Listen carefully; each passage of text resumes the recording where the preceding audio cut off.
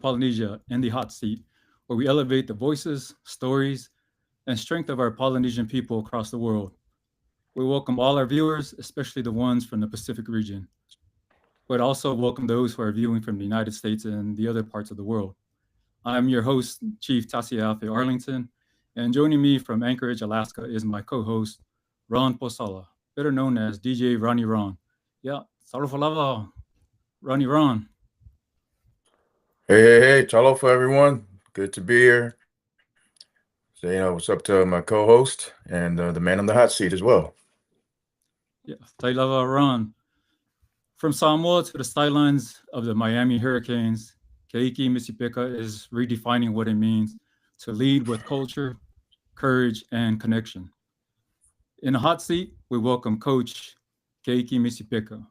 Coach Misipeka, most recent milestone in his career is newly hired as the personnel talent and NIL staff for the University of Miami football team.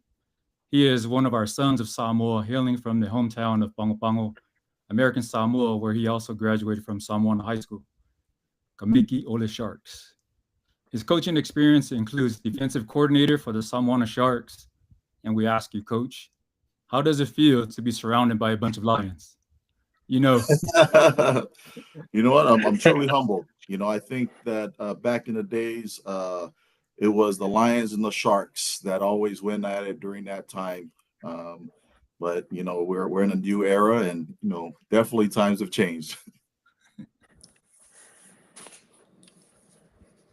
Ron, so fingalo kakouso. Yeah, times have changed. It was a whole different story back in the day. I mean, I think the conversation would be a little different, but like nowadays, I think we've kind of grown a little bit at this point. Yeah. So you can tell our age. Back in our day, that was a rivalry, and the rivalry goes all the way back. So it's always the Lions and the Sharks. So jokes aside, let me continue with this wonderful introduction. So he was also a DB's coach at Farrington High School, an assistant coach for Silverado High School, a running backs coach and international recruiting coordinator for the Garden City Community College, the running backs special teams and recruiting coordinator for the Delaware State, also running backs coach and international recruiting coordinator for Missouri Southern, the GM and running backs coach for the University of Hawaii. Coach, that's a lot of experience there. Please let me continue because we don't want to undermine all your accomplishments. So just give me a break there. Malo ale, Coach earned his general studies degree in 2017 from Southeast Missouri State University. We also want to mention that Coach's playing experience includes playing running back for Palomar College, and then running back for the University of Hawaii. He also played for Edmonton Eskimos with the Canadian Football League. He played with the Mount Samoa International Rugby Team and American National Rugby League. And those are just a few of the coach's career highlights. Last, we must acknowledge that Coach is married and a father of 8. So in addition to all his work, Coach still has time to put aside his coaching cap and don his husband and father hat to take care of his ainga. And believe it or not, that was the short list, as the coach will cover more throughout our podcast. Yeah, talo falava, Coach Misipeka, and welcome to Pulse of Polynesia in the hot seat. Thank you, Arlington, and thank you, DJ Ron. You guys are too kind and gracious with you guys' introduction. I'm just grateful to be here, and I think first and foremost, I want to give thanks to our Heavenly Father, just for the many blessings and just for the opportunity to be on this platform. And just kind of thank you guys, and they also as well just for reaching out and just kind of putting this thing together. Yeah.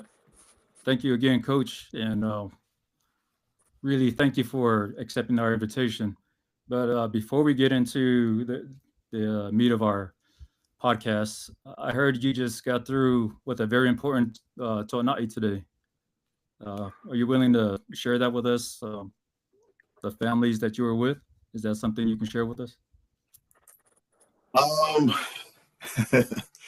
well, I mean, it was just we're basically recruiting, and a lot of get-togethers and whatnot. And the Kongai was planned, but there was a lot of bumpy roads with just us wrapping up our camps, wrapping up official visits. So the plan Kongai didn't go accordingly, and literally just a lot of last-minute planning, and got the message from Leaso and literally had to run to Walmart to pick up some zip ties so that way I can prepare for my container and everything, and before I head out tomorrow morning. So, but for the most part, I did get to connect with the Maui Moa family. Got to meet with them briefly, and hang out with them. So it was really good just to have that little Polynesian community out here at the University of Miami, being able to connect with them and a few other Polynesians that are currently here in Florida. So it's truly a blessing. Yeah, it's a unique market that you got there. You got a blend of almost everything, but still have a lot of polys over there. And I apologize, I should have explained this to our viewers, because it's not just Samoan, but so what a tonai is, the best way I can describe it is the Sunday feast, and I know all the Polynesian islands do the same. So just think of it as a lunch. That's what Coach was participating in, part of his Sunday routine. Yeah. Who's around? Man, so you're growing up in American Samoa. How did growing up shape your values and approach to sports and leadership? You know what? I think that growing up as a little kid, the foundations and just the upbringing, and just seeing, I guess, the limited resources that we went through, and being so young and innocent as we were in the youth, and being exposed to the things that I know now, I'm very grateful. I'm very grateful to what Samoa has turned me into. I can tell you that the journey was not pretty when I left. When I left the islands, but that going through a lot of life lessons, bumpy roads, has definitely shaped who I am today. Thank Coach, you for that answer. Looking back at at your younger years, we didn't have AAU, or was there a version of AAU in Samoa, or were we just naturally gifted, to play different sports? I know football and rugby were not just the only two sports you played at as a kid. Where did you play at? Just picking up sports at a young age. Well, it all started, back in Samoa, playing, rugby, backyard rugby, and just running around, the elementary school yards, and running around in the village, and that's kind of where it all kind of started. Then football came along, which was great, and then got into track.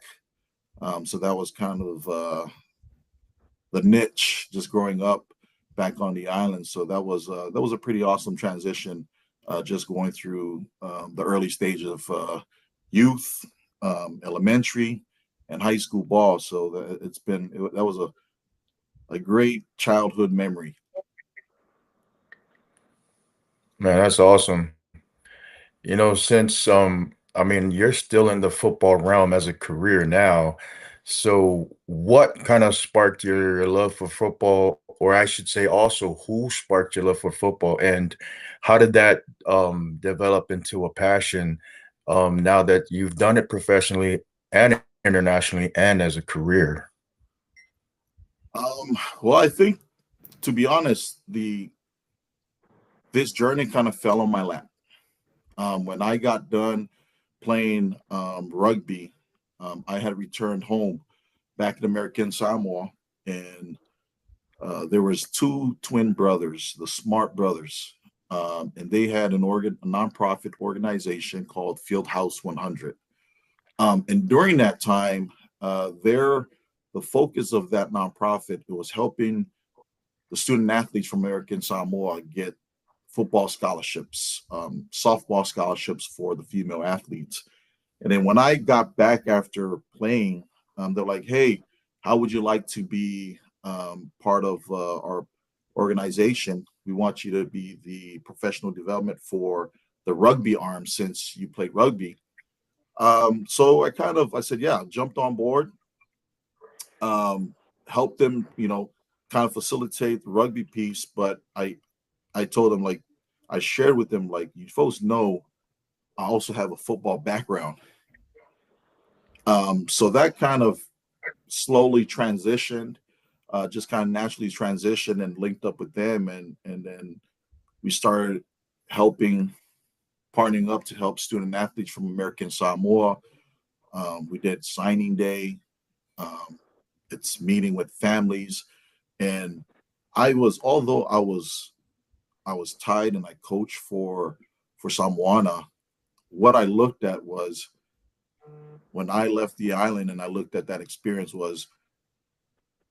it wasn't about just being from Samoana. That little kid in me, understanding the limited resources, the struggles that we went through back on the island, my mentality was, it's not about just helping our student athletes from Samoana. It's helping all our student athletes.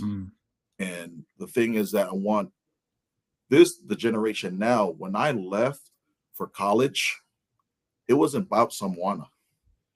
I went to Snow College. I met Jared Reed. I met Gordon Reed. I met Sean Umi. They were from Leone. I met Tenny Barber, Kalani Barber from Whangaitua. It wasn't about Leone, Whangaitua, Samoana. It was, hey man, we're from Samoa, and it just kind of naturally gravitated in that we had to look after each other. And that mentality, I think about, hey, it's just want to be able to help all our people. You mentioned a name there, Kalani Barber. Is that our Kalani Barber that's also on our panel? I'm curious. Yeah. I was about to say, is that Tiki Barber? Oh, so you know what? Sorry, not Tiki Barber. Teleni Barber. Sorry, Teleni. Okay. Must be from the same family. So you mentioned scholarships. Looking back, after your career, what was available to you coming out? I was really grateful. I had Momoa Mael as our head coach, Elias Savali, also known as Mr. Perfect, as our offensive coordinator. And during our time, I think I was really grateful because that team that we had, I think we had about 11 kids that got scholarships just from that team from Samoana High School.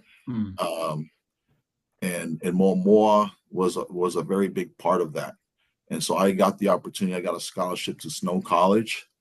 And so things just took off from there. That's great to hear. That's one of those things, I know some of the counselors were pushing it, but at a young age, especially your younger years, you're really not listening to the counselors, even though those were available. But eventually, I think when I applied for it was an academic scholarship. It wasn't the athletic scholarship. But, from Samoa, you really didn't pay attention to them. But it was good to hear what you mentioned. But I wanted to ask you about you said you started with the rugby scholarship. Did you guys have any success stories with the rugby scholarships? There was no rugby at the collegiate level that offered scholarships during that time. So it was very limited. It was more so, hey, can we get these student athletes at the time?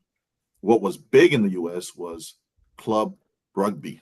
And club rugby was kind of the form of amateur where they actually, not every club, the clubs that were pretty financially stable, that would take care of athletes, pay for their flights, put them into housing, transportation, would pay them like a salary or a monthly stipend, however you want to call it. So those were kind of the opportunities that were available during that time. I think 20 years later, there are now rugby scholarships that are available at the collegiate level. Yeah. That was good to hear there. Sorry, I think you were trying to ask something, Ron. Didn't mean to cut you off. I don't know. No, you're good. I mean, I was just gonna ask, like, what was life for you growing up in Pango? How was that? I think like every kid, it's came from good parents, and I mean it's you live freely. I mean it's you go to school and hang out with your friends, and same The thing with days of no responsibility, huh? yeah, strict parents and strict father, and um and just involved a lot of sports. And I think my father as well was involved a lot of sports and coaching, and with volleyball, and I got to kind of tag along, and he kind of helped pay the wave and wave for me. It was like, hey, it's pushed me in sports, and that's all he knew. And that's something that I'm grateful for. I do know that there are challenges for some of our youth in wanting to participate in sports, but at the same time, they also have their obligations as far as their fiaos or chores or falaves, and some of these student athletes or students, they do the best they can to try and navigate and make those things work. But growing up in Samoa, I truly am grateful for my mom and dad, and the foundation that they had laid, at that early stage of my life. Roger that, brother. That transition, coming from Samoa, now you're playing college ball. Was there a big jump in talent or experience, the playing level difficulty? Absolutely. And I, if I were to put my journey into 3 words, it was good, bad, and ugly. And I've shared this with a lot of the student athletes that I help from Samoa, or that signed to whichever university that came from. And like I said, my parents raised me the best way they knew how. But I'll tell you that my very first year of college, I went to jail. My mom flew all the way from Samoa to bail me out on Christmas Eve. And I literally had to look at my mom just from the other side of the wall, the other side of the glass. And I just broke down, And I think if there's anything that they didn't fail, I failed myself. And I think, and that's the message I share with every kid. We come from such a small island, and when you leave, well, guess what we don't have? We don't have mom and dad looking over our backs. We don't have our mom and dad to tell us what to do. And, it's the gloves are off, and you're thrown into real life, where nobody to tell you go to class, nobody to tell you wake up. And I didn't have that. And those things, it wasn't trained, I wasn't focused. And so, I mean, like I said, it all goes back to it was good, bad, and ugly. But, I think that Christmas Eve, it really kind of sent the shockwave, to my family back home, and just family in period, because it's just out of character. But now that I'm in this space, I pull a lot of these kids in from Samoa that I recruit, and I sit down and I have a heart-to-heart conversation with them, and I'm not afraid to talk to them. I'm not afraid to tell them my story because I want them to hear it, because I don't want them to fall into that trap or fall into the same mistakes that I made. No, that's well put, Coach, and that's why it's important, because you're entering these homes, you're talking to the kids, you're talking to the parents, and in addition to that, you're also visiting with those high school coaches. But uh, people want to hear someone who has a relatable story, to have those struggles. But it's good to hear what you said. The main thing is, where are you at now, right? We all make mistakes when we're young. I think it was General Colin Powell who also mentioned, he asked the question, where do you think I graduated in my class? And everyone thought, yeah, you must be top of the class. You're one of our best generals in America. And he says, no, I was like, I think it was like the bottom third or like three to the last. And he says, but where I'm at now, I'm on top of the class, right? I mean, where it's what you do with it and how do you finish out your career. So it's good to hear the struggles, but you're making a good point there. People will look at you where you're at now and say, "Oh, it must have been easy."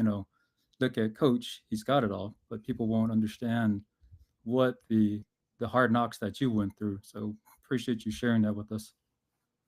Yeah, no, absolutely, absolutely. And just to kind of reiterate what you said, when people see the platform, see the space, they see the logo, wow, University of Miami, and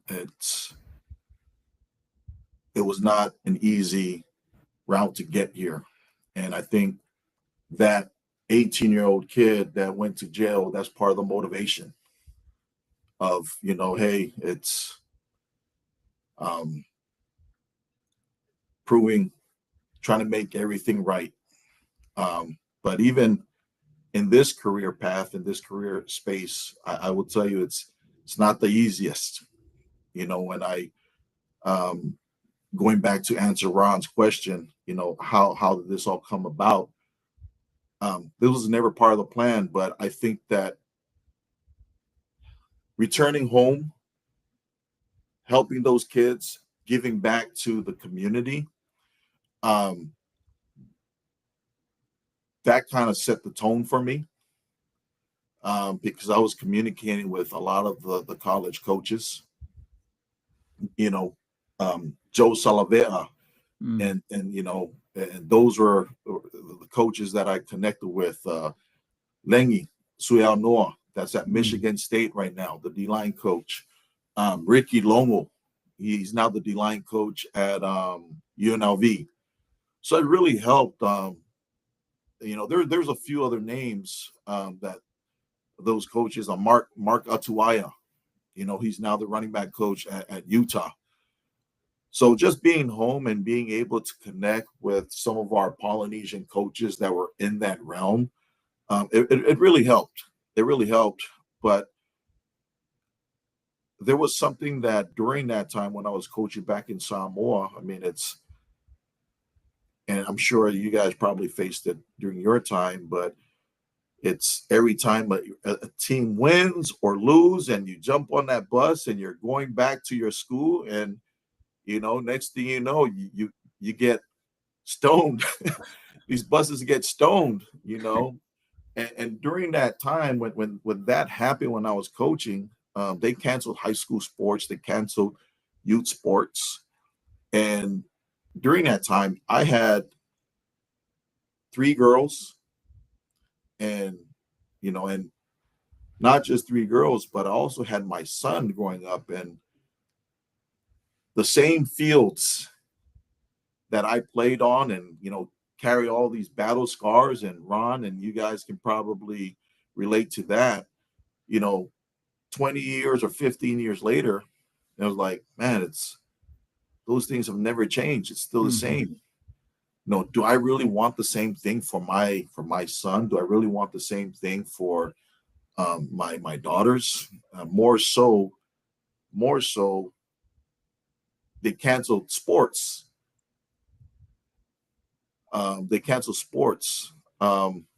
Because that those incidents. So I'm like, okay, so this is all I know. It's trying to help, athletes and also help my kids. So I decided to move my family, and the plan was to go to California, but we made a pit stop in Hawaii, and that's kind of how I ended up coaching at Farrington, and that's kind of how that journey started. But when I got to Hawaii, I would continue to have parents from Samoa reach out and ask, "Hey, we need help. I need you to help my kid." And I think the Polynesian and the Samoan and me and us just gravitate around that and just want to continue to help our people, help our kids, help our youth. And so I was like, okay, continue to work with Fieldhouse 100, with the Smart Brothers, and also with Rachel Jennings. So she was also a teacher at Samoana High School. She did a lot of the academic piece. We did that, and so we brought all these kids. We brought all these kids during the summer, and they came and lived with me. All I said to mom and dad, like parents, like, hey, just pay for your kids' fare. Just come to Hawaii, and don't worry, we'll take care of everything. We'll figure it out. And they came, and I took those kids, some of those athletes, to University of Hawaii football camp, and we started what's called the Fa'amarika Tour. And the Fa'amarika Tour was to give student athletes an opportunity. And so we toured. The first year we did that, we toured the Nike camps. We went to Portland State, Oregon State, University of Oregon, University of Hawaii. And I took that first core, of student athletes. And my mentality is, I want to bring the best athletes from American Samoa and take them to all these satellite camps to beat up all these kids and send them back to Samoa. So that way, now all the coaches that want these kids, they go back to Samoa. And they not only recruit these kids, but guess what? They get to recruit all of Samoa. Mm-hmm. So that was the mentality when we did that, and it was awesome. We had Giuliano Falanico from Leone, picked up Michigan, Ole Miss, USC, Washington State. We had Fred Mawingoa from Oregon, BYU, Washington State. It was awesome, and so I think that was a very successful journey in providing those opportunities for those athletes.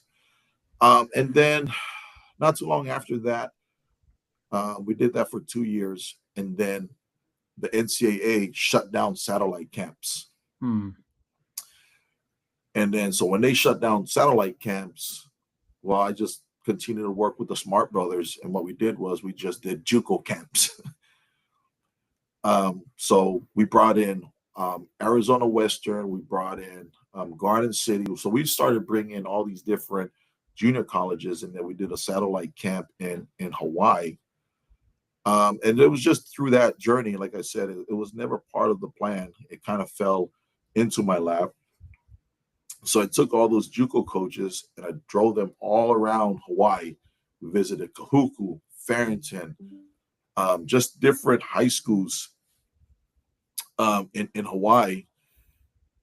And we did a camp, and then all those coaches started interviewing and started offering all these kids. And so it was a great feeling to do that for the student athletes in Hawaii. And then what happened from that is one of the coaches, his name was Jeff Sims. He returned back to Garden City, Kansas, and my wife and I, like, Hawaii was kind of like getting too expensive for us as a family, and we were going to move to Washington, where my cousin was up there. And 2 weeks before our move, I get a phone call from Randall Cunningham. And Randall's like, hey, I heard you guys are moving to Washington. And Randall's like, well, guess what? I'm the new head coach at Silverado High School here in Las Vegas. How would you like to come and coach at Silverado and be part of my staff? Yeah, that's awesome, man. And I turned to my wife, so I'm like, well, we haven't booked our tickets yet to Washington. So we made the decision right there on that day. All right, we're gonna go to Vegas. So that's kind of how that journey started. Then we went to Vegas, and then the coach, the head coach from Garden City, Jeff Sims, he called me and he said, "Hey, I want to offer you a job. I want you to come and be the running back coach here at Garden City, Kansas." And I was really shocked and I didn't know what to say. And I was like, you know what? I'll call you back. So I hung up the phone and I just spoke to my wife and I told my wife, hey, they just offered me a job at Garden City, Kansas. What do you think? Didn't think anything of it. So I didn't really think anything of it. We made the move to Vegas and I just coached at, Silverado High School, took my kids and enrolled my girls and they started playing club volleyball. And then I took a trip to a coaching convention and then I bump into the head coach again, Jeff Sims. And he pulls me aside like, listen, I want to offer you a job. I want you to come to Garden City, Kansas and, come and coach. And when he said that to me, there was one thing I asked him, okay, if I take that job, I want you to give me the opportunity to go back to Samoa and recruit kids from Samoa. And coach, he's all like, well, that's another piece. You're not only going to coach running backs, but absolutely all those kids that you drove me around the island in Hawaii, I want you to go to Hawaii and recruit all those kids as well. So this was before the NIL time, right? Yeah, this is way before. Yeah. This was way before NIL. I mean, that was non-existent. Yeah. So I flew back to Vegas, and I sat down with my wife and my kids at the time, and I said to my wife, you know what? Instead of now trying to go and find scholarship opportunities for, our athletes from Samoa, our Polynesian athletes, well, now I'm put in the driver's seat that I can now actually go and offer scholarships. And my wife gave me her blessing, and I jumped in the car and I made about a 18-hour drive to Garden City, Kansas. So I traveled alone and just to go and test out what that opportunity would be like. So to answer your question, Ron, I know it was a long answer, but that's kind of how the journey started. I like your journey, but you ever been to Kansas prior to that? Was it a culture shock? Like Kansas? No, it was definitely a culture shock. It's got there, it smelled like cow manure. But it, like I said, I'm truly grateful for that journey. It definitely opened up my eyes. And that very first year, I was able to get about 15 Polynesian athletes from Samoa and Hawaii to Garden City, Kansas, our first year. Yeah. I want to follow up on the story, but I also want to acknowledge we have a lot of our comments heating up on. So can we bring some of those questions up or those comments? I think they had some questions for you. So this one is from Professor Hamo. If you don't mind me asking, Coach, what year did you graduate from Samoa? I'm assuming Samoa as in Samoa. Apologies, as I was late to the beginning of the introduction. So he's asking, what year did you graduate? Yep, I graduated in 1998. 98, there you go. Okay, what else do we have there? It's great that you can share your real life story with the students or athletes so they can take that as a life lesson for themselves as a path or route they may want to think twice about taking. Okay. And we'll take this one here from Professor Hummel. One of the best comments, trying to do everything right. We're going to make mistakes, and that's all right. as that's how we learn. Yep, exactly. And DJ Osmond, malo le fasoa boys. Yeah, malo lava le tapoi. Thank you, DJ. Okay. Um, And just it's crazy. FYI, yeah, I know, Coach, you're following sports too, but some of those who are curious, I can give you a quick score update. Thunder 93, Pacers 81. So for those who are curious about the NBA Finals that is going on, uh, I'm in Oklahoma City. I'm not a Thunder fan, but I'm bandwagon today. Hopefully, we can finish in the last 4 minutes. Let's go Thunder. But I wanted to get back what you were saying a second ago, how that vision you had about going back and getting all that talent from Samoa. I think when what is the Michigan coach? He's back in the NFL now. He's the coach of Niners. John Harbaugh. Harbaugh, right? So Harbaugh had a similar concept when he left the NFL. He went to Michigan, and that was his first mission, right? He wanted to go recruit the poly kids, and I think he started a whole bunch of camps somewhere in Hawaii. But what you had said, I'm a University of Oklahoma alum, and I think it was around the early 2000s when Oklahoma was sort of like the top of the world. I also solicited an idea to our athletic department. I said, and that was the time when I knew all the high school coaches, and I said, I know all these high school coaches back on the island. If you want, then I can be your side recruiter, and I can reach out. I wanted to also bring that pipeline here to Oklahoma, and it just fell on deaf ears. And I was so frustrated when Harbaugh came out and he did the same thing. And I just thought, man, you're behind the times now, Oklahoma. You could have established that pipeline. But I'm grateful to see your vision come to fruition, because that's taken a big step, and also doing it for our kids back home, just to provide that opportunity that probably didn't exist when you came up. Yeah. Quick walk. Yeah. So, Ronnie Ron. No, I think Keiki kind of answered a little bit of it, but you can expand on it too, Keiki, because it seems like you set a standard of it's almost like I feel like it's a standard of charities. Like it seems like your journey has been taking you to give back.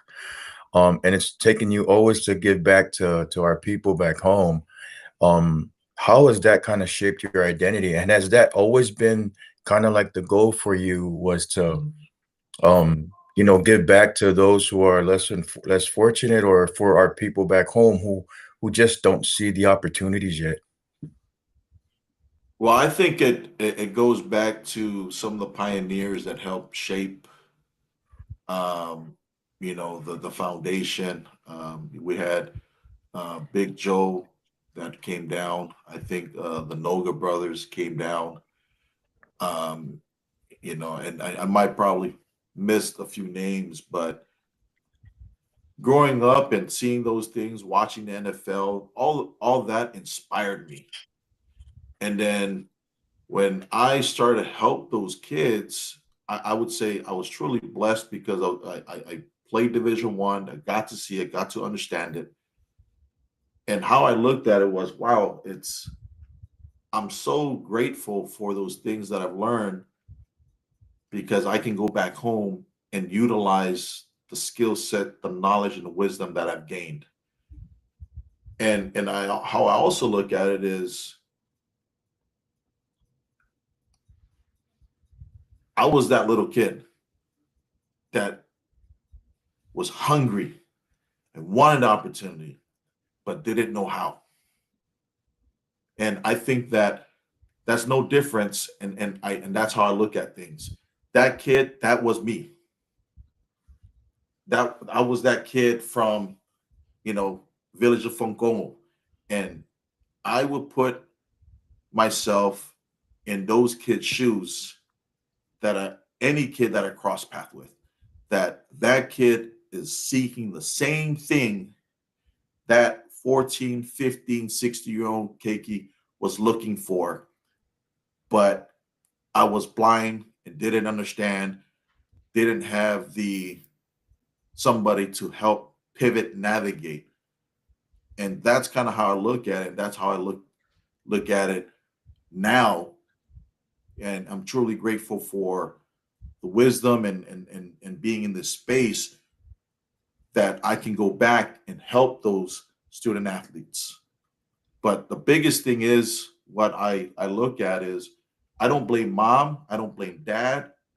I also don't blame the government, because at one point I had shared some of these visions when I went home with the government. And the reason why I don't blame anybody is because the biggest thing is rules and are always changing. The NCAA is always changing, compliance is always changing. And I think the biggest thing is just being able to educate our people. It's being able to equip our people with the process and what it takes. So I don't, like I said, mom, dad, whoever it may be, it's just being able to equip our people with the right step, the process, so that way it can help them, give them some sort of guideline. Right. Just give them some good awareness, right? Just to understand what the process is. Right.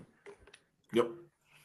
I like how you like everything that you're doing is sort of like it's like it builds up on each other, and I want to transition into the next step, and we can always come back to the college level, but you also did the NFL International Pathway Program, but you talked about the rules that you have to understand coming from high school to college.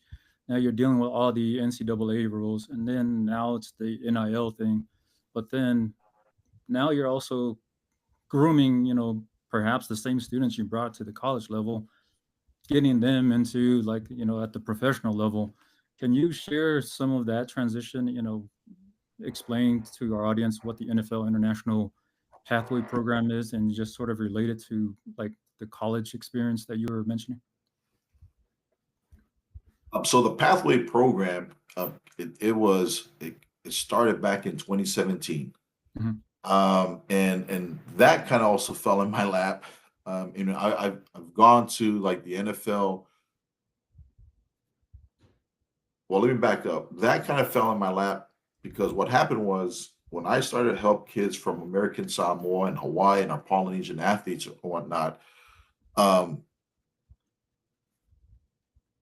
I started to make phone calls and looked at evaluated film of international athletes. And when I spoke to an offensive tackle from England, and understanding his name was Bamadeli Olaseni.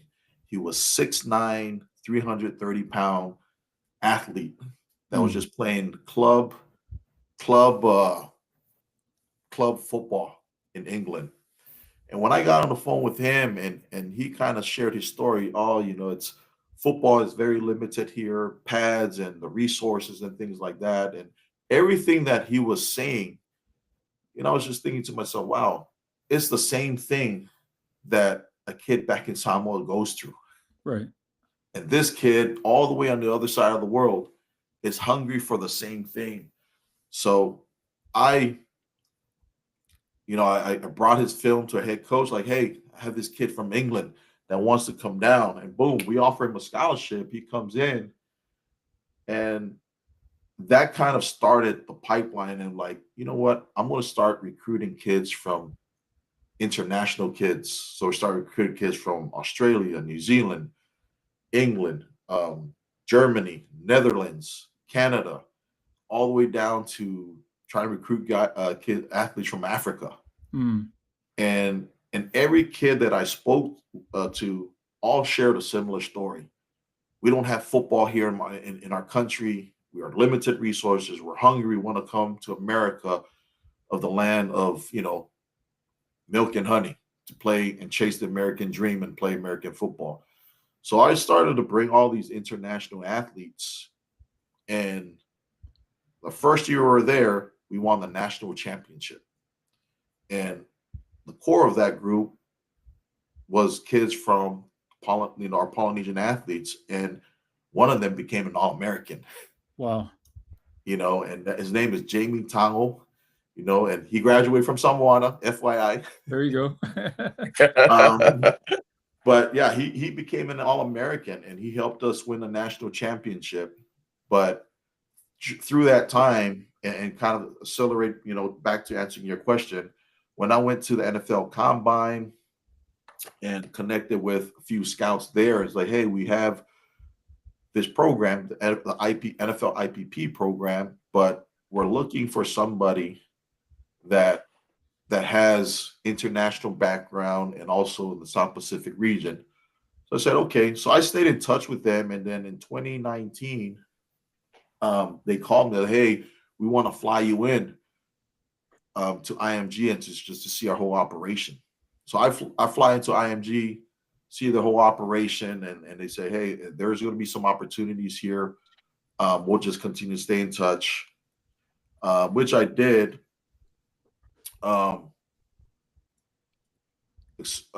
Fast forward to 2020, I was the running back coach at Missouri Southern.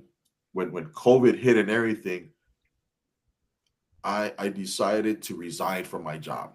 And and at that time, my wife and kids moved back to Samoa. And I was like, you know what? I'm just going to resign from my job. I'm going to go back to Samoa and just figure it out. So I resigned, head to Hawaii, and our borders were closed, so I couldn't even go to Samoa. But the NFL called and like, hey, we have a position, a remote position here, and we want you to be the scout for the Oceania region, and also scout Asia, and then just whatever you have connections to, just use your network to find us the best athletes. So I literally was just working remotely from Hawaii, just scouting talent from all over the world, a lot of virtual meetings. And then we had our first international combine in Europe. So we flew to Europe, did the combine, and we brought in the best 100 athletes from all over the world that we were able to identify during that time. And from that core 100, I think about maybe 15 to 20 of those athletes was invited to the NFL International Player Pathway Program. And so that's how that came about, and they go to IMG, they train and prepare for the combine. Okay, I was going to ask, how did they do their combine? So I guess they got filtered to IMG. Oh. Yeah, so they go to IMG, they train, and then from IMG, then they'll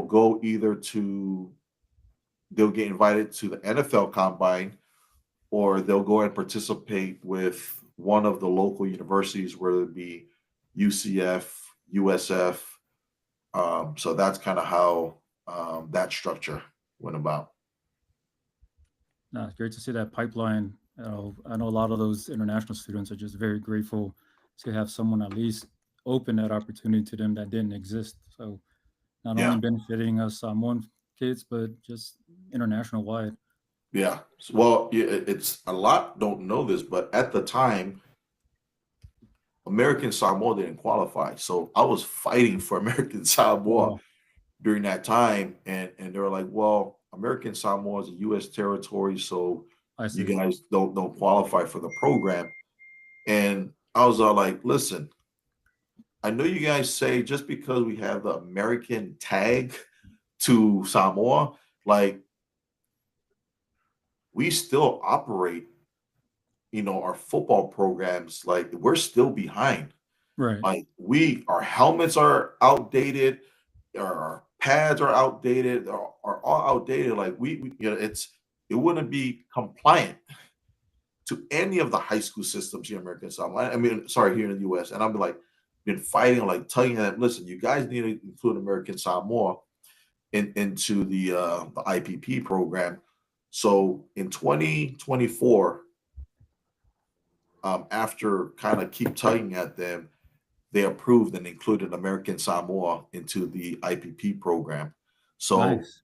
everybody, and if you're listening to this, if you're from American Samoa, born and raised, feel free to hit me up.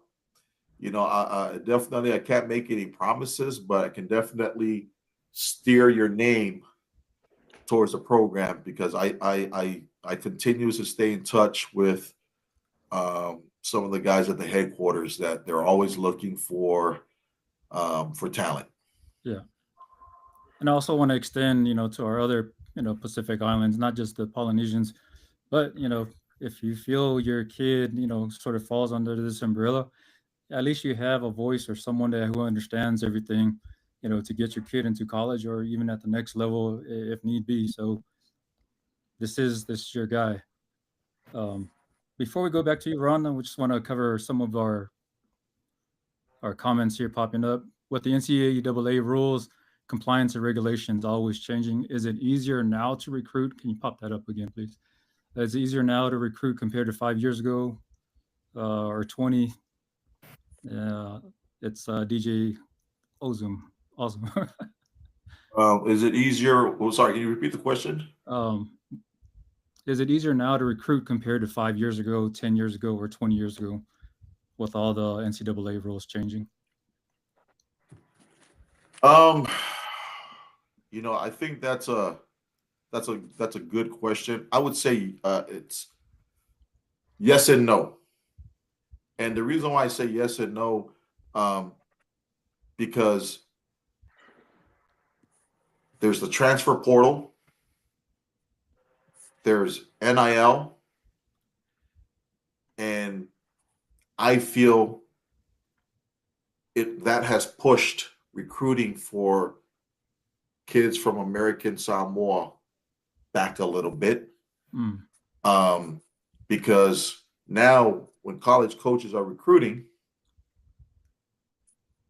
do I go to, and it backs to your question as far as you were pushing for Oklahoma coaches to go over there. So you guys got to think there's only 2 flights to Samoa. So they got to jump on that Monday flight and spend probably the whole week and jump back on that Thursday flight. Well, it also counts towards the recruiting days. So we're only allocated a certain amount of days. So that would also take away. So those are the things you factor. And now, is it really worth, I'm going to spend $3 to $5 grand to go to a place that's unknown? That's what makes it harder. And even all the way down to our kids, when they make their highlight film, they like to do the slow motion and all those things and rewind and slow motion again. Well, that's awesome for, all the hype and everything. But how does a coach really know if you're really running full speed? Yeah, that's more of a fan's view, right? Correct. And the thing is, the football back on the island is a question mark, because coaches don't understand like the level. Is it grassroots level? Is it 5A or is it 6A or it's a question mark. And a lot of them, because of the question mark, some of them are not willing to gamble.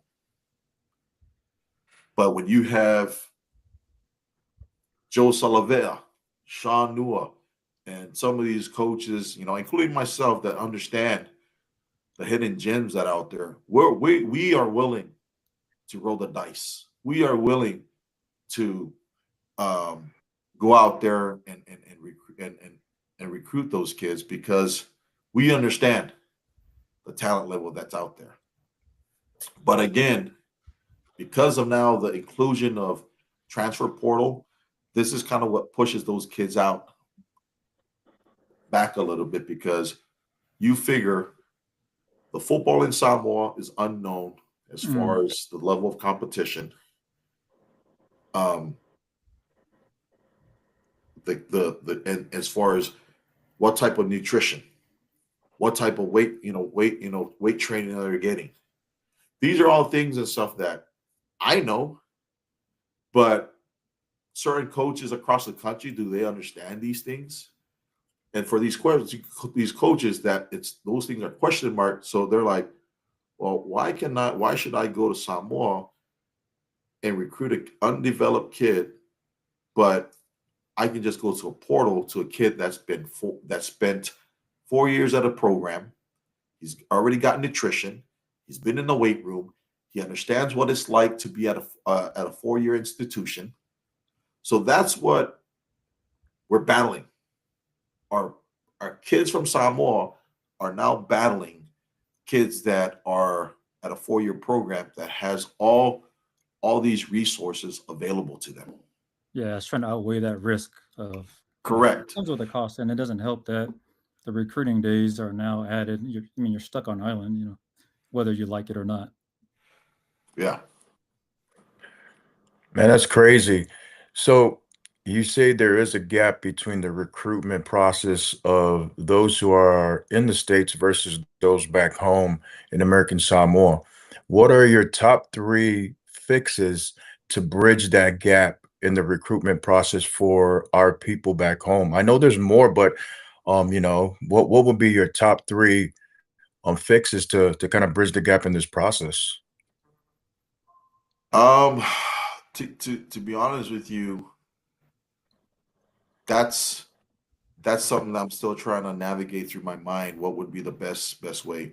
I know that Pooch, Kevin, they transitioned from head coaches to now running the athletic program for the whole island, and they've done a great job. And also just now purchasing Huddle. I think that's a great step. And my hat goes off to Department of DOE and to Kevin and Pooch, just being able to bring that platform to all the coaches. Now, I think the biggest thing is it's how do they maximize that? How do they maximize putting together highlights, putting together film? Because I'll be honest with you, when the Smart Brothers, back then when I was helping the Smart Brothers, they purchased Huddle. And between the Smart Brothers and myself, like we were cutting up film. We were making highlight films for all the kids from back in Samoa.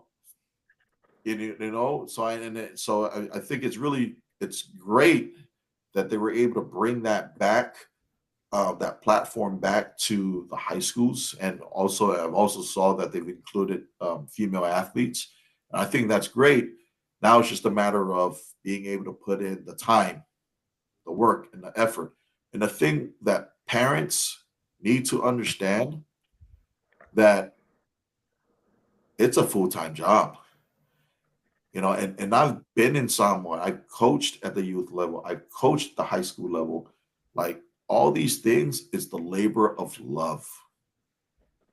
Like it's literally labor of love, and it's having to use your own money when you have to also take care of your family. It's labor of love, and doing those things and being able to do certain things, that these things they're not free.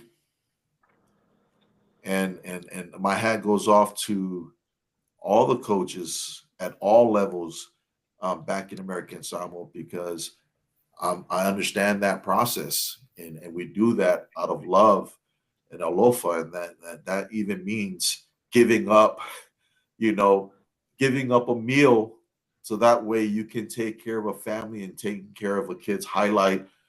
That's what our families. I know it's a very sensitive matter, but just need to understand that the coaches back home, they don't get paid to do it. It's out of love. It's out of alofa. And they're doing their best. You got so many athletes, and even just doing one athlete, it's time consuming. And if you think you have 5 stars, on your team, how do you equalize, that time on each individual? Perhaps Absolutely. some clinics, maybe some clinics for the coaches or clinics for the parents. You know, teach them how to make their own videos. Their kids are good at TikTok. Maybe we can figure something out for them. Yeah. Well, I like I said, I will be traveling to Samoa um this week, and so my goal is to meet with some of our local coaches and try to do the best that I can within my means to kind of help them and answer any questions for them once I'm on island. Yeah. You know, we just hit an hour now, but I want to make sure that we cover your current position. So you now got a GM position with the University of Miami, um, January, right? January this year. So late congrats on the new position. But for our viewers, we've heard this term GM, of sports operations. Can you break it down? What exactly is the role of a GM?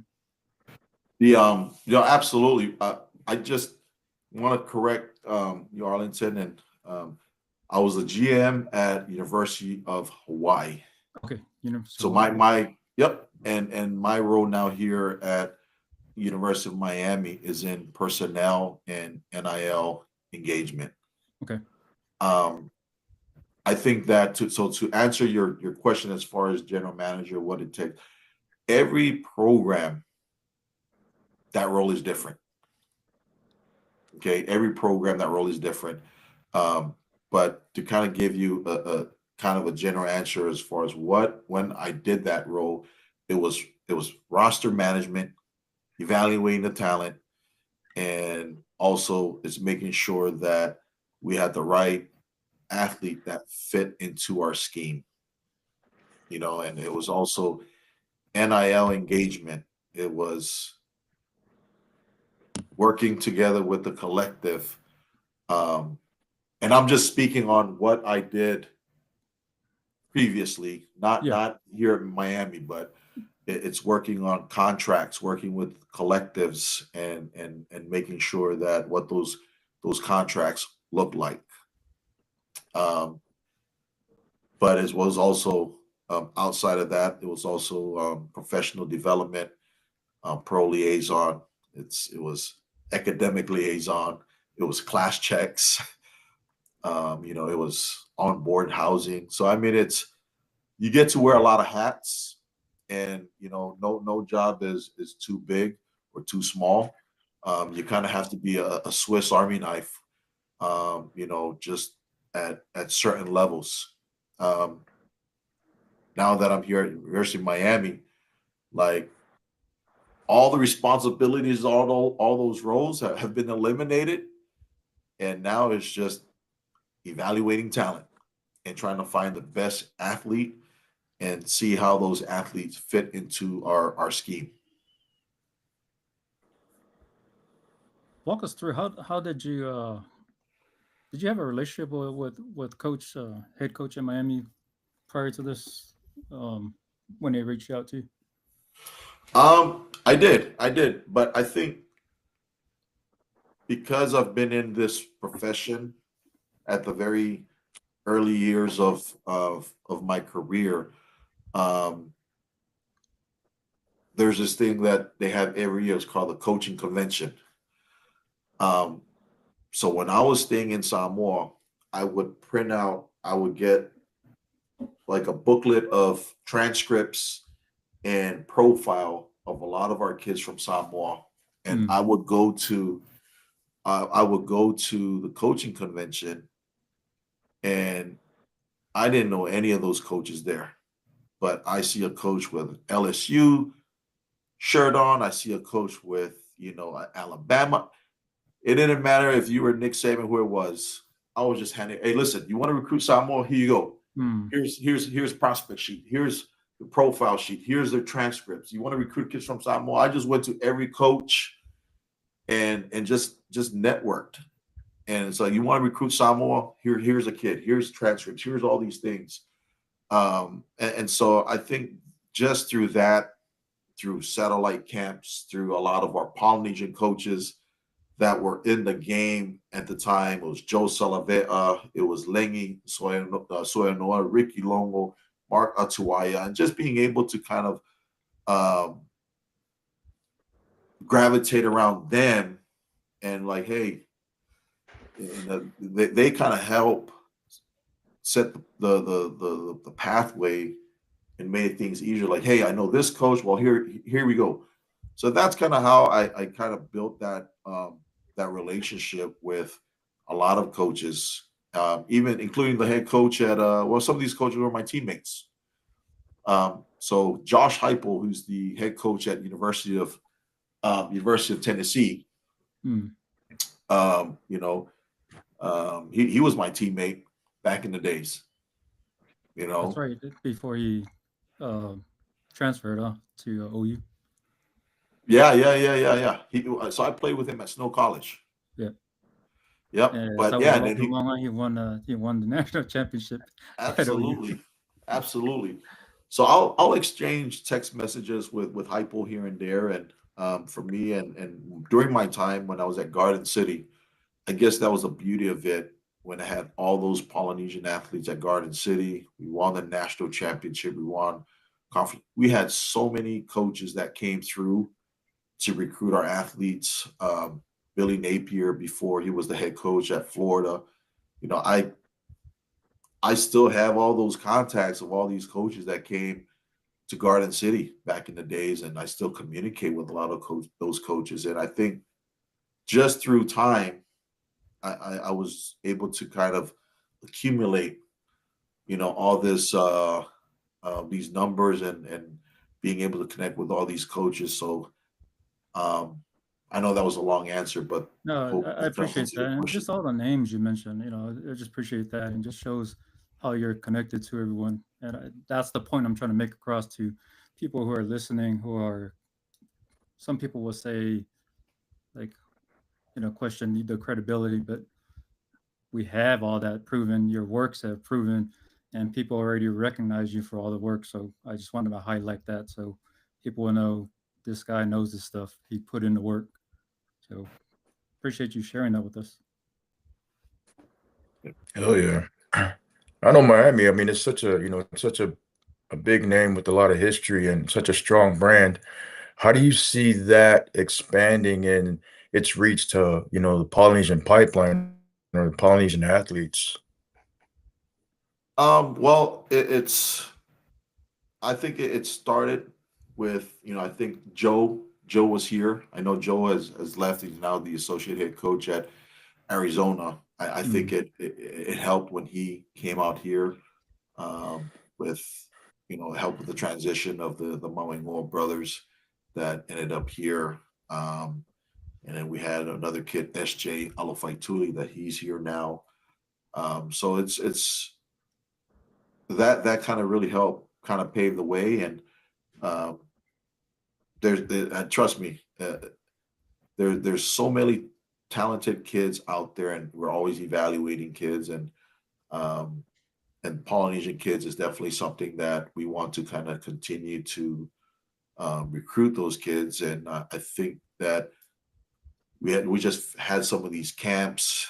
We had a few Polynesian kids that came out here to try out, and it's trying to recruit them, and it's finding the closest kid that's within radius, that we'll be able to get. And I think it's so tough because of the evaluation process, and it's understanding the critical factors that fits into our scheme.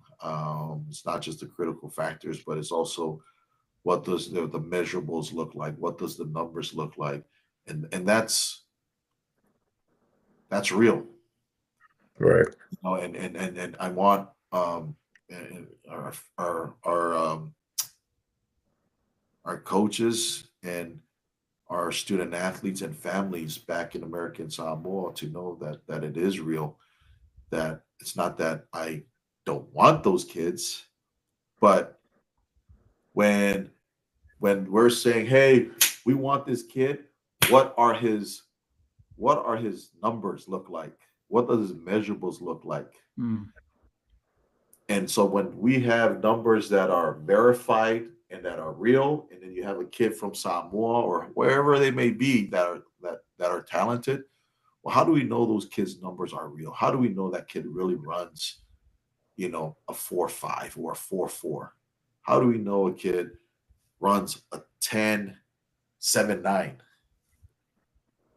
So when these things are verified and available to the programs versus a kid from Samoa that doesn't have those verified numbers, like, it makes it very hard.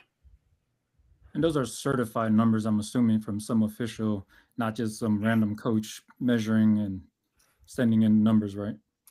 100%. And I kind of sit back and kind of take a deep thought to this, because when I was at Hawaii, it was awesome, because that was backyard.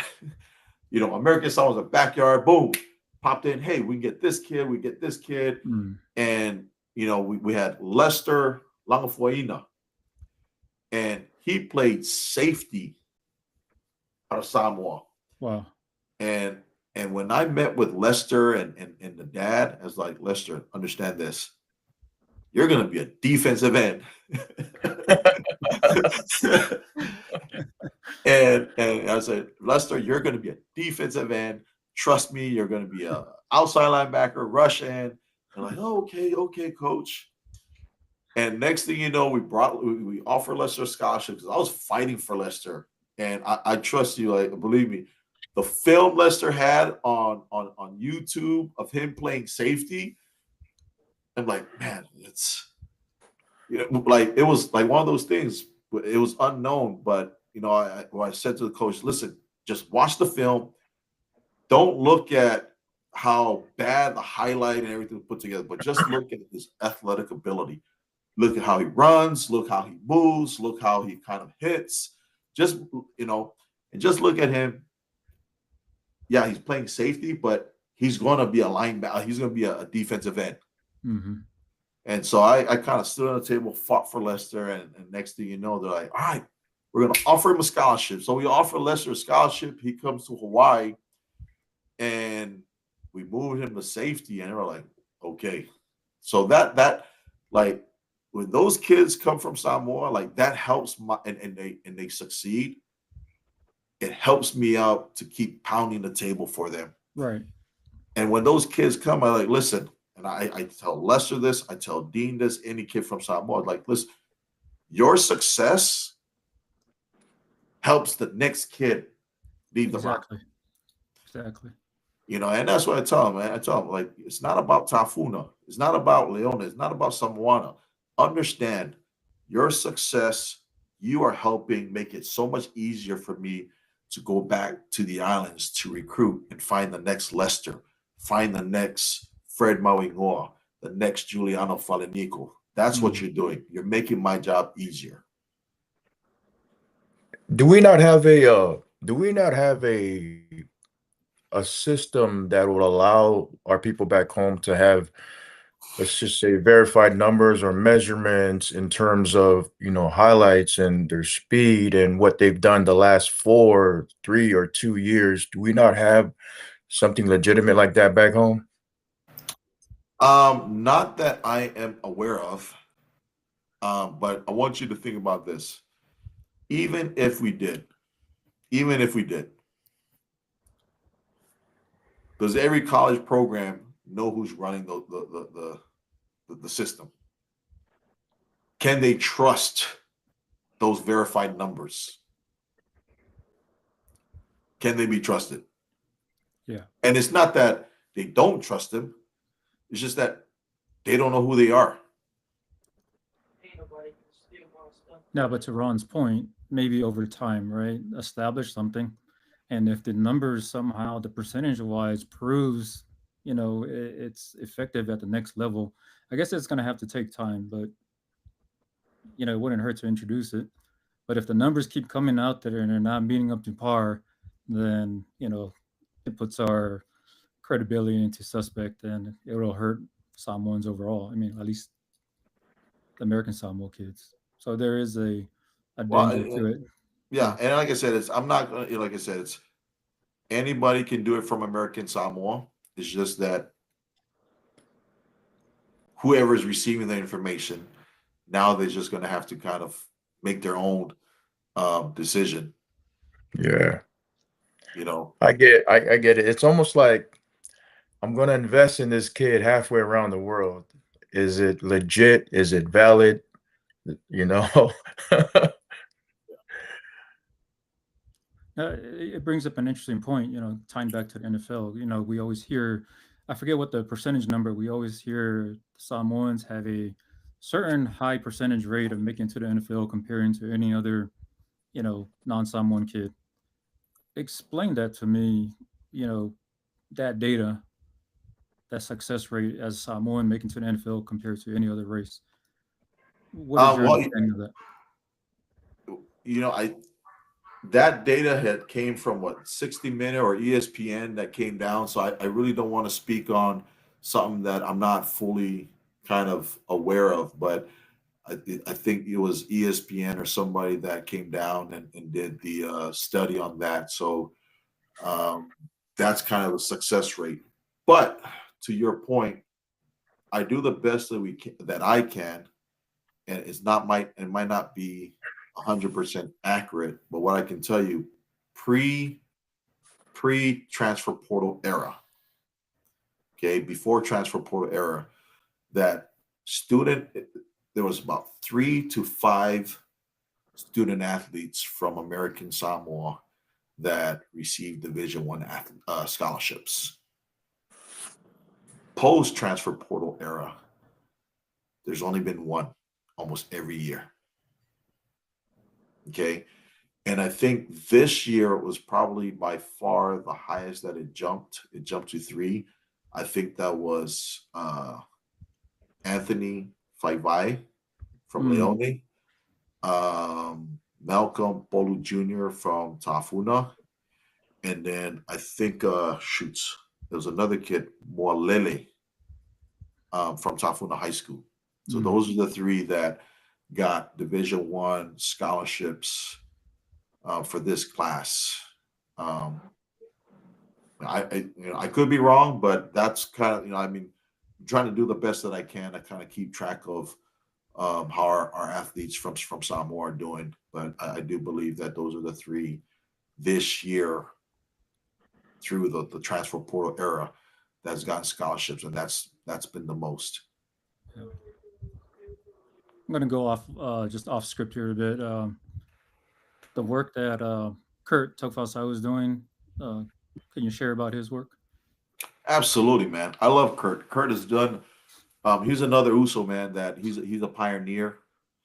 He does an awesome job when he was the head coach at New Mexico Military, and every time I've gone down and I visit Kurt and sat in his office and and got to kind of talk about our times back in Samoa and just kind of his success and where he's at.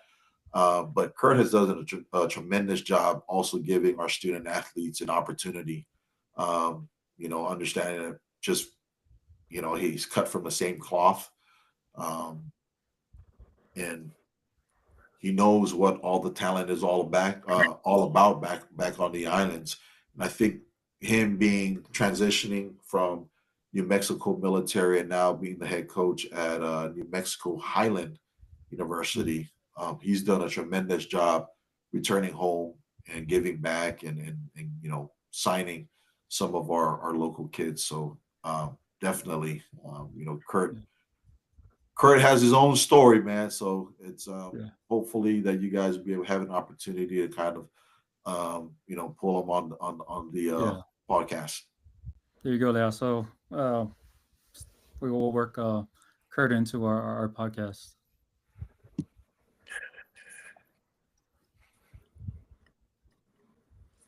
So where do you call home now? Is it just Miami, or are you still traveling around? Or sorry, can you say one more time? So where do you call home now? You know what? Miami's home. you know, Miami's home. And not a lot of people know this, but my wife and my kids still live in they live in Samoa right now. And we moved back to Samoa in 2019. And the big piece was that is so we also took care of my father-in-law, and he was bedridden. And throughout this journey, when I took this coaching career journey, we moved all over the place. So we moved probably like 10 times. And when I got the job to go to Delaware State, it was just too big of a move to not only move our whole family, but also my father-in-law that was bedridden at the time. And my wife and I kind of recognized that and were like, you know, if anything happened and we moved to Delaware, it would be a long trip back to Samoa. But at the same time, my father-in-law wanted to return home.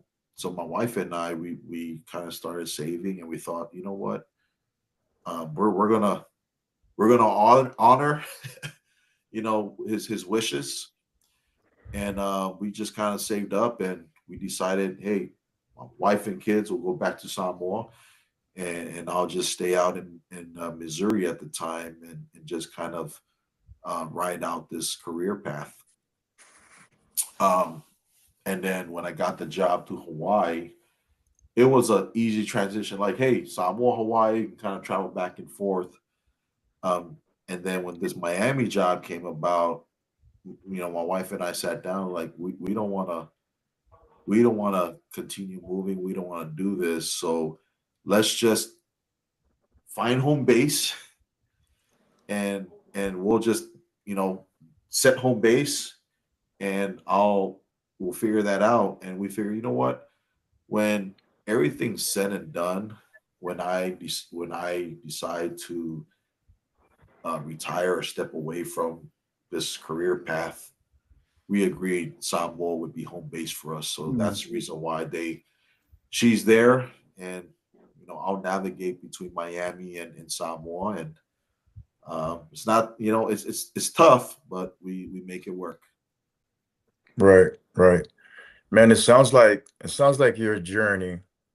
It talks so much about, and it instills a lot of motivation, dedication, and inspiration.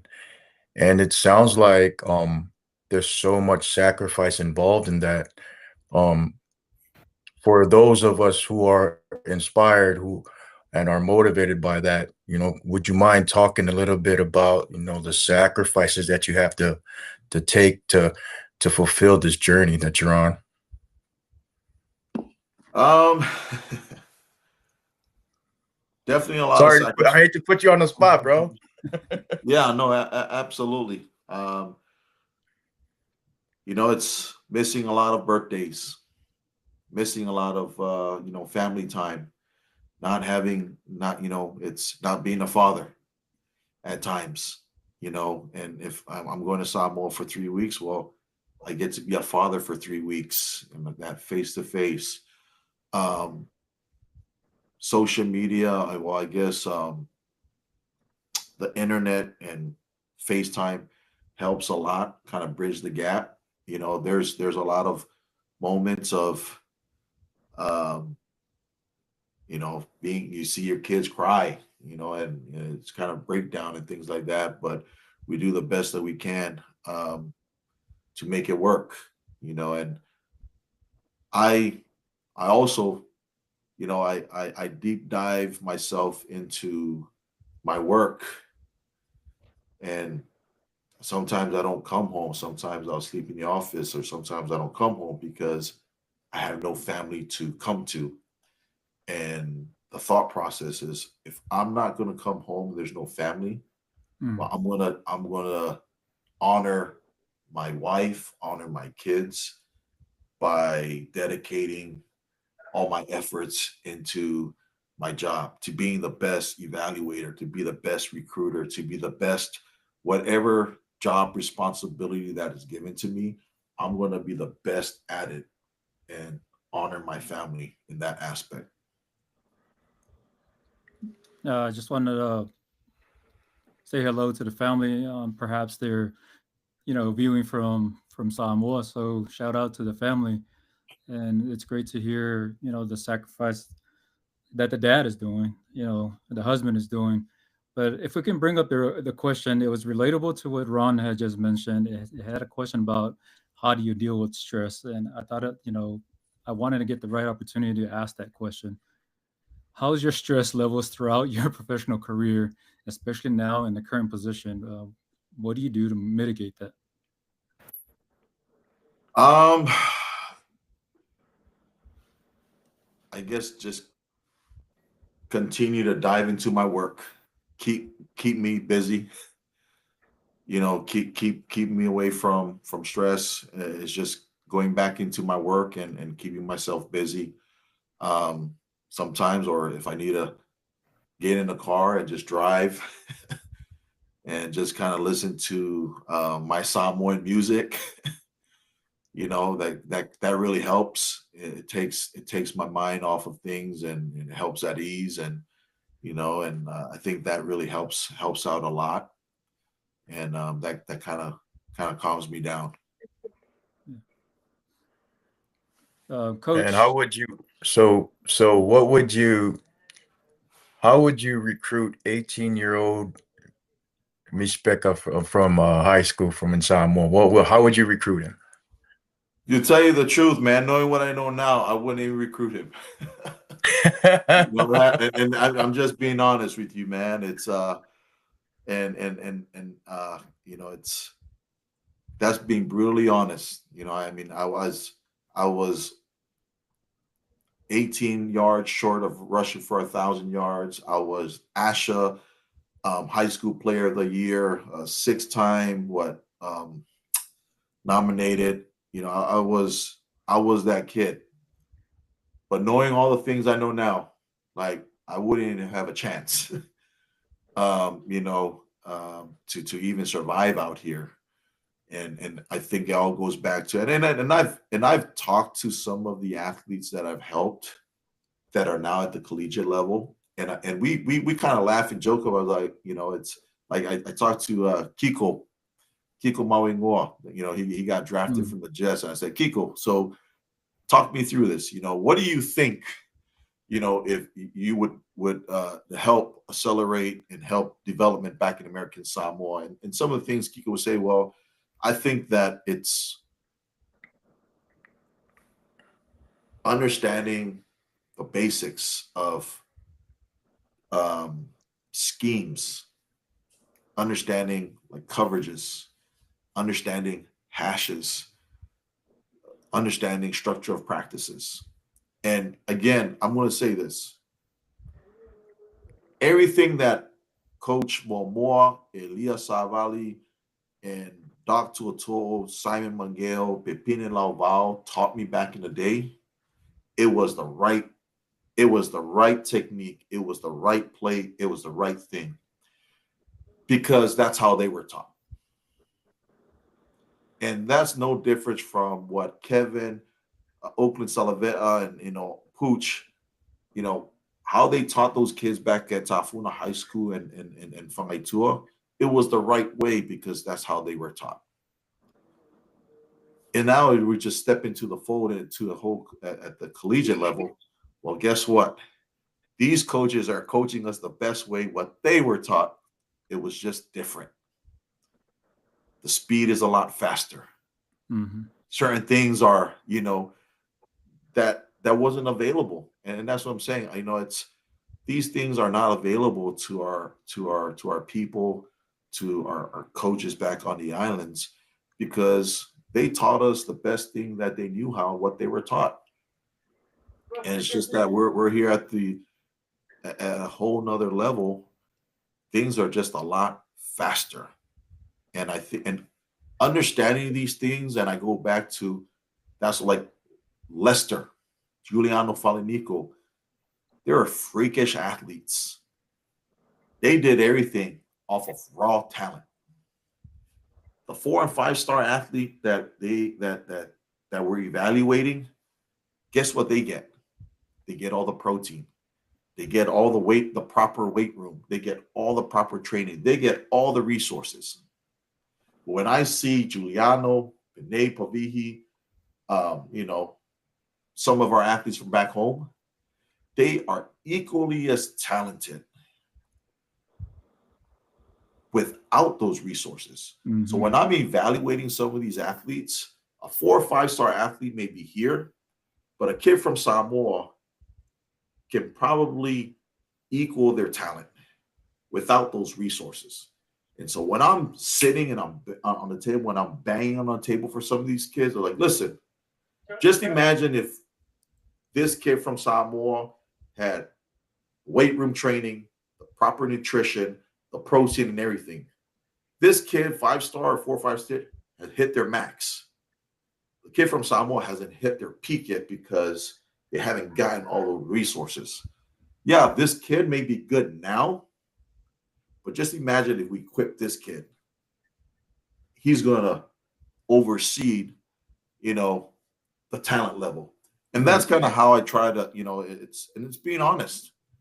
And it's being honest and just say we have the numbers to back it up. But the day and age that we live in, and that's what I'm saying is an ugly business, that it's a win now mentality. If not, you get fired. Mm-hmm. And so that's the other piece to it as well. It's our families back home need to understand. Yeah, I love my people and I want to help our people, but I can also get fired if I don't bring the talent, because the day and age we're in now, it's a win now. So, Coach, okay, there. Got a shout out. I can put that up again. Sorry about that. Thank you, Pulse of Polynesia. I love you, Keiki. Keep up the amazing work you do. 2 feet. Yeah. Oh. Hello. There was so much we wanted to cover, and I know you got a tight schedule. You have to catch. You're on the go. I just want to give you, these last couple of minutes. If there's an area that we didn't cover, in our questionnaire, I'm gonna give you, these moments for you to, share any thoughts that you wanted to cover that perhaps we didn't, touch on. Shoot,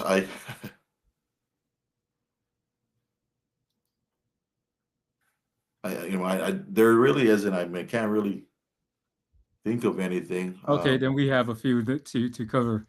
Yeah, no, like I say, don't worry about time, because I have a 5-hour flight. I can sleep on the flight. Okay. So we want to get into the. We talked about this earlier before you jumped on, the entertainment deal, The Rock, the movies. Share some of that story. Yeah, and your coaching were, that's his alma mater, right? The Rock. So any experience has he shown up since you've been there? He hasn't showed up yet, but I can tell you that our locker room is named after The Rock. And he does provide, I guess, NIL through his company, the Papatui. So he sends a lot of products back to the university. And I think he had a movie, one of these movie periods. I think it was a Moana 2 that came out, that he had it, nearby the located university or whatnot. I wasn't around when they had it, but those are some of the things that that has happened during the 6 months I was here. Yeah, Ron, okay, free flow Man, you miss any food from back home? Being out there in Miami? Well, I think all the food I miss will give me gout. So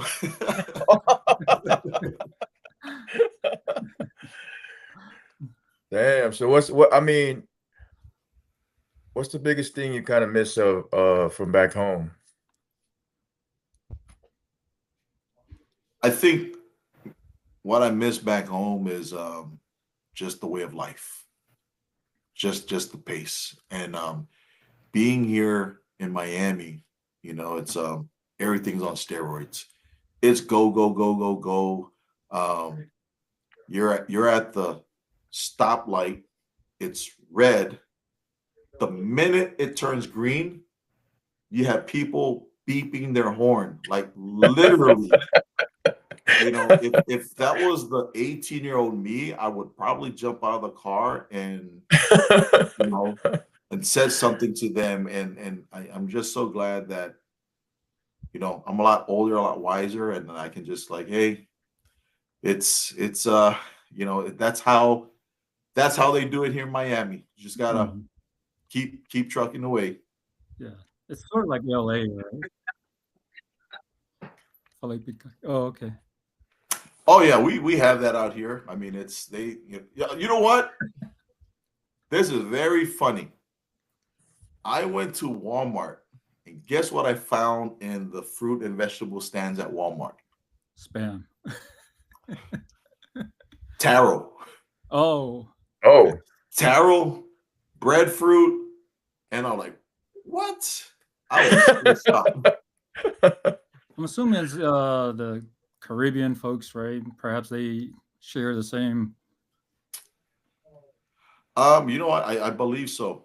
I believe Yeah. so.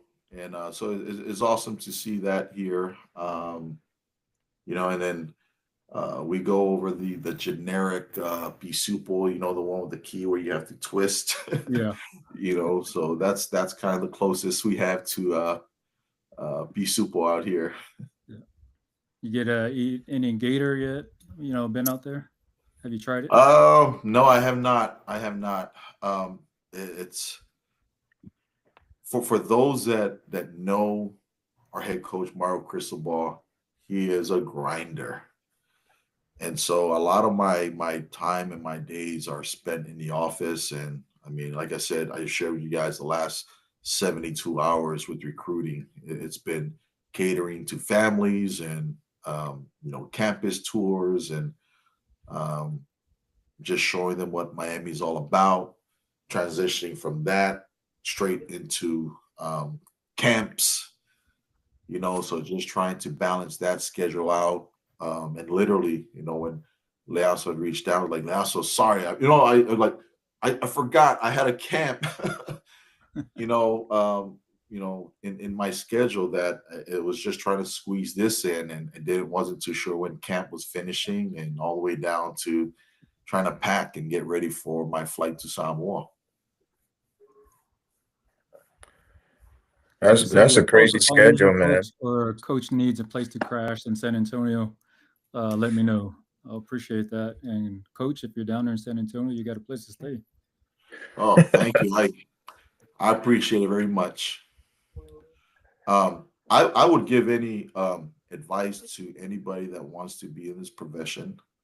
I would say and stuff is not it's not a tough it's a very tough profession to get in, and I'm grateful for a few coaches that I'm able to lean on, because there is times where I would talk to my wife or doubt myself early on in this profession, and between my wife and I, we said, hey, that we're going to give this career 5 years and see where it takes us.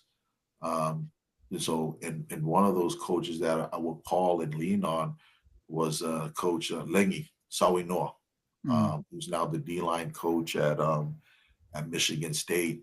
And I'll call Lengi and I'll tell Lengi that, man, is it really supposed to be this tough to try and climb the ladder in this profession? And Lengi's like, yeah, it's tough. And Lengi would tell me stories, and forgive me, Lengi. I know you're on top of the mountain now, but Lengi, like, yeah, it's having to stay in on recruiting trips. It's sleeping in the car and having to take care of his family, in those situations in the middle of nowhere. And I think I'm grateful for some of our Polynesian coaches that are in this space, because I could always call them and ask them to tell me about their story, and they will tell me about their early struggles, you know, in the profession, and that really helped me to stay patient and you know, and kind of just keep grinding away. You know, my first job when I was at Garden City, it's I literally stayed in a room and stayed and I just got a mattress and just stayed in the mattress, and I shared the house with somebody else, and just said to myself, like, you know, if this is the process, as this is what's supposed to take, then hey, then so be it.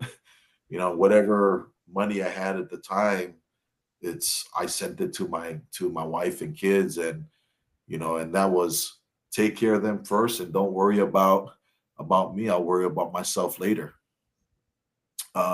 And so it all goes back to what you're saying, that you know it is a tough journey. And I continue to stay in touch with some of the kids that I've helped, and some of those kids just recently. Well, it's one invited me to his wedding, which I can't make because I'm going to Samoa, and the other one just got married, and he's now I think a graduate assistant at Missouri Southern. Hmm. So I think those are some of the feel good stories of some of our kids and some of our people that you know have left the islands. And you have Giuliano Falenico, he's playing professional right now in the CFL, you know. Um, so you know, I think there is a space, you know, in this profession. It's just understanding what you're getting into. What I tell people trying to get into spaces, there's three things and stuff that I feel that will help you in this profession. It's hard work. It's your name. If your last name is Dion Sanders, you know, it's Sanders, or you know that you play the NFL and there's some sort of connection, that's your foot in the door. And then it's your network. That's your foot in the door. Well, I didn't have that last name. I didn't have the network. You know, it's I had hard work, and some of those things that you know you're going to have to put in the hard work. I think the other kid, oh, shit, I can't remember his name. I think it was Ben Langford. Just recently, I think he was an assistant coach, linebackers coach for Kurt out at New Mexico Highland University. Hmm.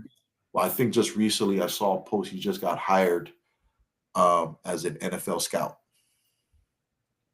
for I don't know what team, but I saw a post. So I think um, you know that's hats off to him. You know, he's definitely setting you know a trend Right. for some of our you know our people that are trying to climb the ladder in this profession. Lava naila naila says matango feel if I saw. Yeah, after lava yeah naila le tapwai. So no, there's a lot of great things, and I think you mentioned Lingy. If I'm correct, I think Lingy's his younger brother is Levi. Levi Suyono. So I know there's some relationship there.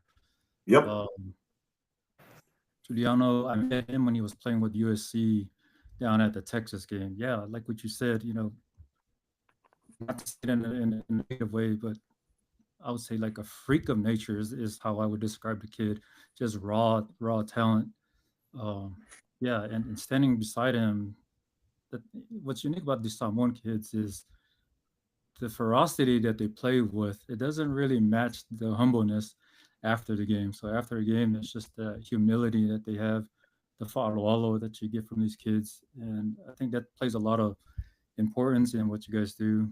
I really appreciate all the networking that you guys do, and connecting back to just all the poly kids. There's a girl here at OU who does a similar role as you do. She came from USC, and to take that position here at the University of Oklahoma and still continue that network with all the poly kids is such a remarkable effort. And I'm glad that you came on because it broadens our perspective of all the work that goes in. And like what you said, it's not something easy, and it's stressful.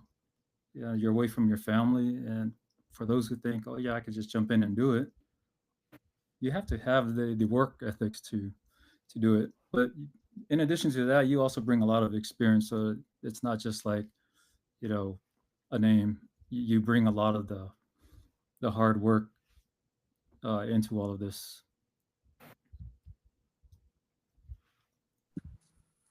Before we go any further, we're getting close to the top of the hour. Just wanted to again give you thanks for finding the time, in your schedule, as busy as you are, even this small hour or two, to share with not just here in the States, but there's a lot of poly folks who tune in from across the Pacific. And again, like Coach said, that's what he's here for, to take those calls. So, Coach, any last words to all our poly folks who are viewing before I turn it over to Uso Ronnie Ron?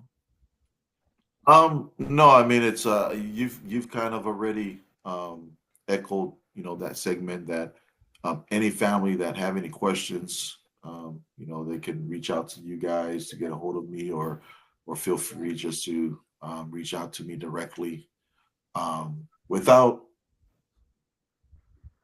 getting to any personal specific of things, and I'll keep it general. For our Polynesian families, especially those that are on the islands, that whether it be American Samoa, Samoa, Tonga, Fiji, that I want them to understand that there is an opportunity for these athletes to take care of their families. There is, and it's real, and that's in the NIL space, and without getting into specifics, I've seen firsthand family, kids, retired parents back home from Samoa that are, blue collar families. And, when you see that firsthand, like, it's a great feeling, because that's what keeps me going, that I know there's many kids out there back on the islands that can do that for their families. It's just their athletic ability, and it's just being able to educate the families, and being able to put them in the right space to do that, because I've seen it firsthand. There are so many kids back home in American Samoa, or back on the islands, that are long limb body types that are walking around that can do that. But it's just a matter of being able to educate families back home and what's available to them, and being able to educate leaders back home on this world and this space, because it is real. And whether they're on board or they're off board, just know that the train doesn't stop. Because I've seen it firsthand, what it has done for some of our families back in Samoa. I see what it's doing for some of the families here in the U.S., in the mainland, from low poverty areas, that they get to take care of their families. So just know that space is real. It's just a matter of educating families of where things are at in this day and age of the NIL. No, that's great Thanks message. again for sharing, Coach. Great Uso message, Ron? brother. No, I just want to say, man, I thank you and I appreciate you for all the work you're doing and that you continue to do for our people back home. I mean, I hope all the blessings come to you, my brother, to you and your family. And good luck and God bless you on your journey moving forward. No, absolutely, absolutely, and thank you again. Thank you again for letting me be part of the platform. And I do want to send a shout out to all the coaches out there, especially coaches that are back on the islands. I was in you guys' shoes as well, and so I know the hardships and things that we go through and that you guys go through back on the islands. Um, it's I hope that my success is also your success because I'm cut from the same cloth.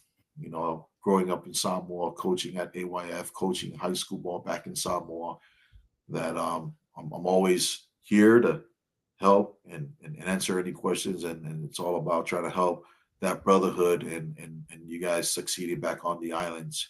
I also want to send a shout out to, if you guys don't mind, to my wife, Tufi, and my kids, and just appreciate them just for allowing me to be out here and to be in this space without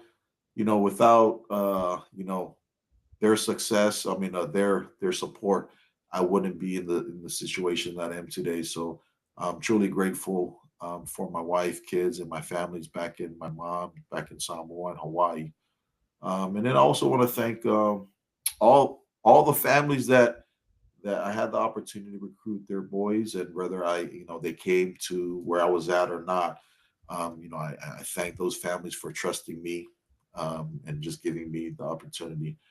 I always talked about the good, the bad, and the ugly, and some of my stories. And I do want to say this, that there is times that I don't call Samoa on some of these kids, you know, that I didn't want to make that phone call, and it was one of those things where I had to solve the problem. So mom and dad wouldn't get a phone call from me, but just know that did the best that I can between myself and our coaching staff. But we love and I appreciate the families that gave me that opportunity to trust their kids under my watch. Thanks again, Coach. I just got a message. There's one more question we want to throw in here. Go ahead and bring that question up. Okay, what's your advice to a passionate junior who's got a good arm but has bad grades? Also, he plays 8-man tackle due to small school, asking for a friend and clearing his throat.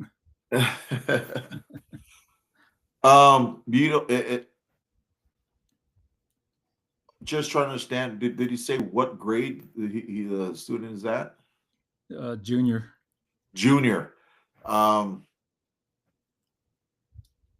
I think that to be seen, and I guess I'll look at it as no different from a kid from Samoa that's being under recruited. That sometimes you would have to take the JUCO route to get re-recruited, and just understand that during those JUCO windows, whether it be spring ball, college coaches at every level, whether it be FBS, FCS, Division two, we're allowed to go to the JUCO programs to scout, evaluate, and that is an opportunity for your athlete to get re-recruited. Thanks, Coach. And I'll just read two more, and then we'll close out. So we get from Janet, says, yes, God bless you, brother. And the last one is Faftai Level Coach and Post Polynesia, entertaining and educational. Well, you're very welcome. So, Coach, I don't want to add any more because it was beautifully said, and to complete your segment that you both have shared.